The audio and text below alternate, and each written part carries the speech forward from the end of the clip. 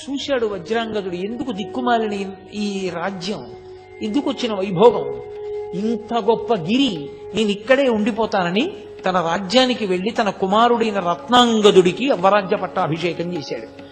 పట్టాభిషేకం చేసి తిరిగి వచ్చేసి తాను ఆ అరుణాచల పర్వతంలోనే ఉండిపోయి అక్కడ తన రాజ్యం నుండి సమస్త సంభారములు తెప్పించి ప్రతి పౌర్ణమి నాడు జ్యోతిని వెలిగించి చక్కగా ఆ కర్పూరంతో కలిసినటువంటి జలముల చేత సుగంధభరితమైనటువంటి పదార్థముల చేత శివలింగానికి అభిషేకం చేస్తూ చందన చిర్చితుణ్ణి చేస్తూ పరమశివుణ్ణి ఆనందంగా జీవితం గడుపుతుంటే అగస్త్య మహర్షి వచ్చి వజ్రాంగదుని యొక్క స్థితిని చూసి మురిసిపోయారబ్బా, నీకు ఎంత భక్తి వచ్చిందిరా, ఎంత మారిపోయావురా నువ్వని. పరమశివుడు ప్రత్యక్షమయ్యాడు.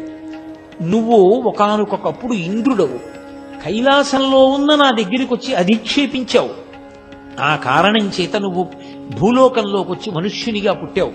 కానీ గత జన్మలలో చేసుకున్నటువంటి పుణ్యకర్మ పరిపాకము వలన ఇప్పుడు అరుణాచల వైభవం నీకు తెలిసింది. కాబట్టి ఇక్కడే ఉండి నువ్వు ఇలాగే నన్ను ఆరాధన చేస్తూ ఉండు, నా యందు ఐక్యమవుతావు అన్నాడు. వజ్రాంగదుడు అరుణాచలంలోనే నివాసం ఉండి అరుణాచలంలో ఉన్నటువంటి శివుణ్ణి, అరుణాచలాన్ని, అరుణాచల పర్వతం అనక్కర్లేదు, అరుణాచలం అంటే చాలు, అచలం అంటే పర్వతం.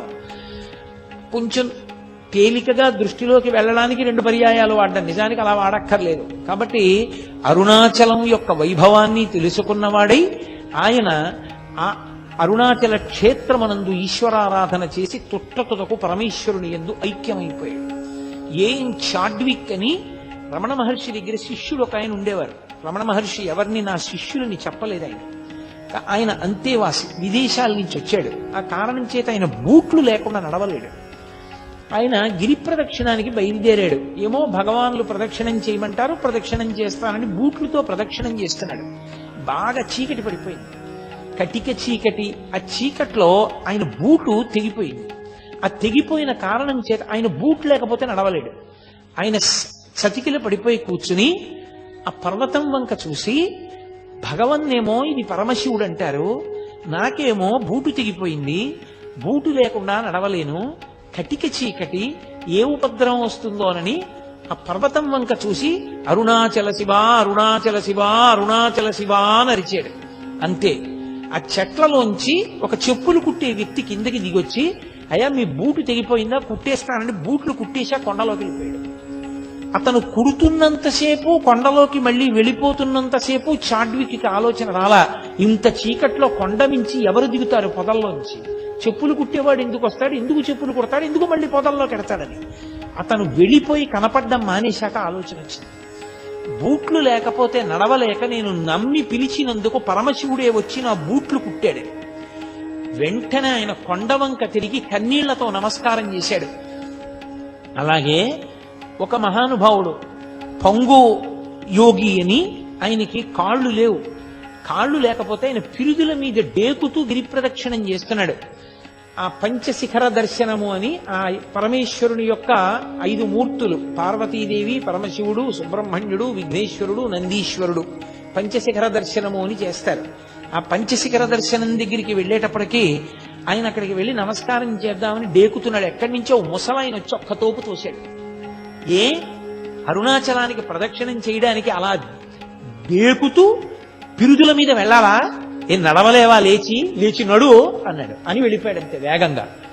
ఆయన తెల్లబోయి చూసి నేను నడవడమా అనుకుని పైకి లేచాడు. ఆయన కాళ్ళు వచ్చేసి ఆయన గిరి ప్రదక్షిణం చేశాడు. అలాగే మహానుభావుడు ఒక దొరగారు ఒక ఆయనకి గిరి ప్రదక్షిణం చేస్తున్నప్పుడు కాళ్ళు లేని వాడికి కాళ్ళు వచ్చాయి ఒకప్పుడు. ఆ భక్తి చేత పరమేశ్వరానుగ్రహంగా పొందారు. గిరి ప్రదక్షిణం చేసిన అందరికీ వస్తాయా అంటే, ఆ శక్తి, ఆ భక్తి నీకు ఆ ధృతి ఉన్ననాడు ఫలిస్తుంది. కాబట్టి ఆ గిరి ప్రదక్షిణం ఎన్ని విశేషాలను నిరూపణం చేసి చూపించింది. అంత గొప్ప ప్రదక్షిణం ఆ గిరి ప్రదక్షిణం. అసలు అరుణాచలం ప్రవేశించడం ఒకెత్తైతే, ఆ అరుణాచలానికి ప్రదక్షిణం చెయ్యడం జీవితంలో మహత్భాగ్యం.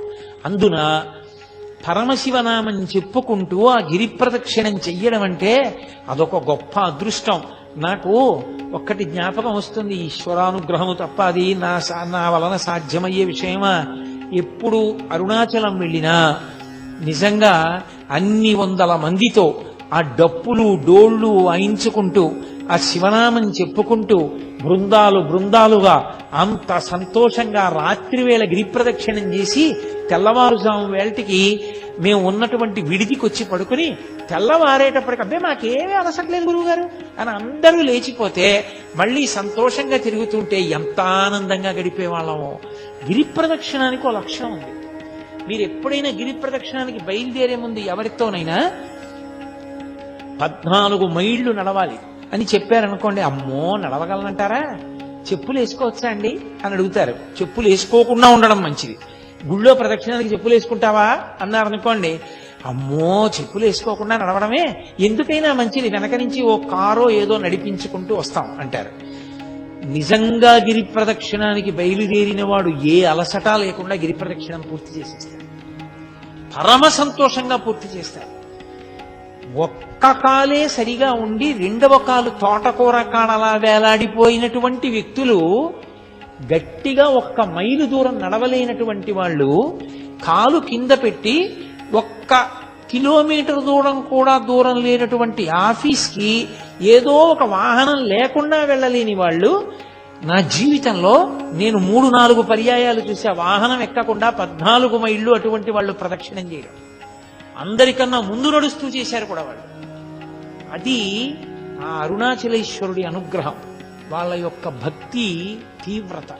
ఆ భక్తి వాళ్ళని నడిపిస్తుంది. ఆ చంద్రశేఖరేంద్ర సరస్వతి మహాస్వామి తరచుగా చెప్తూ ఉండేవారు, అరుణాచలానికి ప్రదక్షిణం చేయి నీకు ఆరోగ్యం చేకూరుతుంది అనేవారు. అవన్నీ ఓషధులు. ఆ ఓషధుల నుంచి వచ్చేటటువంటి గాలి చేత ఎంత గొప్ప సువాసనం. ఇంకా ఇప్పుడు ఆ గిరి ప్రదక్షిణం చేసేటప్పుడు చాలా వాహనాలు పెరిగిపోయాయి. ఇన్ని వాహనాలు ఇప్పుడు ఎక్కువైపోయాయి, ఎంతో ఉబ్బిడిగా నడవలసి వస్తోంది. కానీ ఉత్తరలింగాన్ని దాటిపోయిన తర్వాత మళ్ళీ ఆ పెద్ద రోడ్డు వచ్చేసిందో, ఈశాన్యలింగం వైపుకి వెళ్ళే రోడ్డు, అక్కడి నుంచి ఇంకా మళ్ళీ చాలా ఒళ్ళు దగ్గర పెట్టుకుని నడవాలి. పూర్వం అలా కాదు. నేను ప్రారంభంలో అరుణాచలానికి వెళ్ళిన రోజుల్లో అసలు ఎక్కడా ఒక్కటి కనపడేది కాదు. కటిక చీకట్లో నడిచి వెడుతూ ఉంటే ఒక దేవాలయం దగ్గర బయలుదేరినప్పుడు ఆ దేవాలయం నుంచి ఇంకో దేవాలయం వరకు కుక్క వచ్చేది సాయం. అది ఏమి విచిత్రమో తెలియదు. నేను మొన్న ప్రదక్షిణం చేసినప్పుడు కూడా అలాగే వచ్చేది.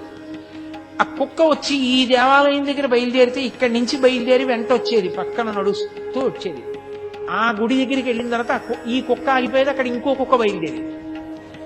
అది ఏమి చేసేవి కావు, అదేమి చెనకేవి కావు, అరిచేవి కావు, దెబ్బలాడుకునేవి కావు.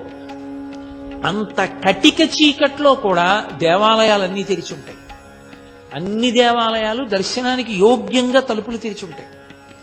తలుపులు తెరిచి ఉంటాయంటే తాళం వేసి ఉన్నప్పటికీ ఊచల్లోంచి మీరు దర్శనం చేసుకోవడానికి వీలుగా ఉంచుతారు తప్ప మీకు దేవాలయ దర్శనం ఆగిపోయే రీతిలో ఉండదు. అసలు ఆ గిరి ప్రదక్షిణం చేస్తుంటే అదొక మహాద్భుతమైన అనుభూతి. నాకు నిజంగా మీతో యథార్థం చెప్పాలి అంటే నేను ఒక్క మాట చెప్పేస్తే సరిపోతుంది, అబద్ధం ఎందుకు. నాకు ఉత్తర క్షణం ఈ 2 మైకులు ఇలా తోసేసి కిందకి దిగి సావర్లకోట వెళ్ళి ఏ రైలు ఉంటే ఆ రైలు ఎక్కి వెళ్ళిపోవాలనుంది తిరువണ്ണామలై. ఇది చెప్తున్నప్పుడు ఆ గిరి ప్రదక్షిణం అంటే నాకు అంత వ్యామోహం, అంత అద్భుతమైనది ఆ గిరి ప్రదక్షిణం, అంత గొప్పగా ఉంటుంది నిజంగా. అది అందున తెల్లవారుజాము సమయంలో ప్రదక్షిణం చేస్తే ఆ లేత సూర్యకిరణాలు పడుతున్నప్పుడు చూడాలి. ఆ కొండ ఒక్కొక్క చోట ఒక్కొక్కలా ప్రకాశిస్తూ ఉంటుంది. ఆ లేలేత సూర్యకిరణాల్లో ప్రదక్షిణం చేస్తూ వెడుతుంటే మనం చెయ్యగలిగిన ధర్మకార్యం చేస్తూ భగవన్నామం చెప్తూ కూర్చుంటూ లేస్తూ తిరుగుతుంటే ఎంత ఆనందంగా ఉంటుందో నిజంగా గిరి ప్రదక్షిణం. పిల్లలతో పెద్దవాళ్లతో అందరం కలిసి నిజంగా యాత్ర అంటే కొన్ని 100 మంది బయలుదేరి ఆ డప్పులు కొట్టుకుంటూ భజనలు చేసుకుంటూ నాట్యం చేసుకుంటూ పాటలు పాడుకుంటూ ఎక్కడెక్కడ దేవాలయంలో కూర్చుని ఆ దేవాలయ వైభవం చెప్పుకుంటూ స్తోత్రాలు చేసుకుంటూ గిరి ప్రదక్షిణం చేస్తూ ఆ గిరి వైభవం చెప్పుకుంటూ నడుస్తుంటే అబ్బా ఎంత సంతోషంగా ఉంటుందో. అదేం కష్టం అనిపించదు. అయిపోయిందా అప్పుడే, మళ్ళీ అప్పటికో నా జన్మలో ఈ గిరి ప్రదక్షిణం అనిపిస్తుంది. అంత సంతోషదాయకమైన విషయం.